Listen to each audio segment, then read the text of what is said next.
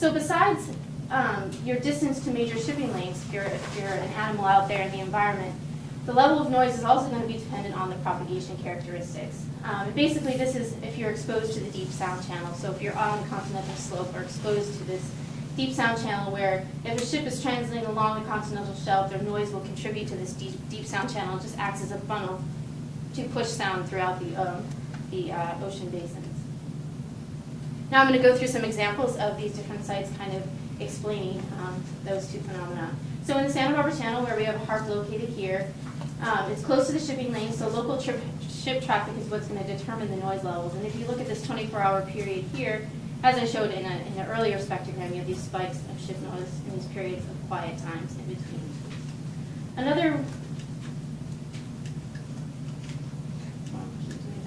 Another way to look at this is a cumulative percent of time, which is essentially a distribution of the noise levels in that area as a function of time. So you have the average sound levels here in the channel, and then here's the cumulative percent of time.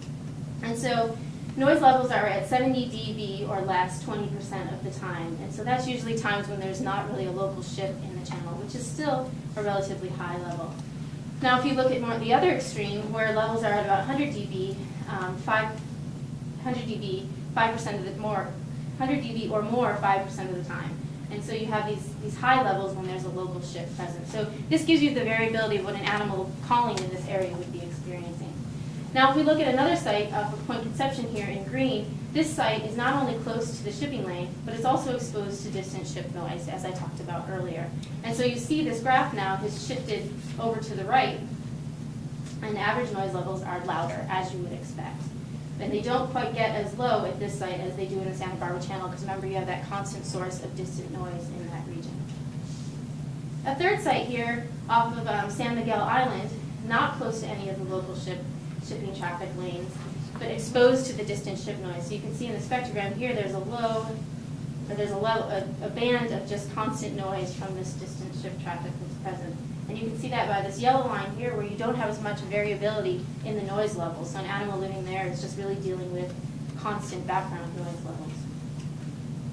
Now the next question is, well, what does this mean in terms of the animals trying to communicate in this region? And this is the same kind of phenomenon if you're trying to communicate in a bar or a loud party versus trying to communicate, just have a conversation one-on-one with someone. The source level of your call is going to matter. The environment in which you're communicating is going to matter, how that sound is propagating, and also how loud your sound is at the receiver above those background noise levels. So essentially what we can do is take those curves that I talked about earlier and convert them into a range here. And so this is essentially an estimate of the communication range. And I'm making some assumptions here that I don't have time to go into, but if you want to talk about them more, we can. And so if you look here at the site with the most ship noise present, both from the distance and local ship traffic, ranges are 100 kilometers or less 25% of the time. More extreme, ranges are 16 kilometers or less 10% of the time in that region, which if you think of in a kind of a pre-human ocean what these ranges would be of these animals, it's out around 500 kilometers or plus. So their ranges are significantly compromised. And I just want to mention that this issue is recognized by the international shipping community. The governing body, the International Maritime Organization, in 2008 adopted this proposal to reduce noise by ships by over 90% in the next 30 years. And they're currently in a working group phase to design quieter ships. Now I want to emphasize a point that John brought up, is this point to look at these threats in terms of the trends in these threats. And so if we look in the Santa Barbara Channel, we see that there's a decrease in ambient noise levels. There's this drop, and this is going from July 2008 to July 2009. We're still working on processing that data. And you can see there's this 4 dB drop, which is a pretty significant drop in ambient noise levels in the channel.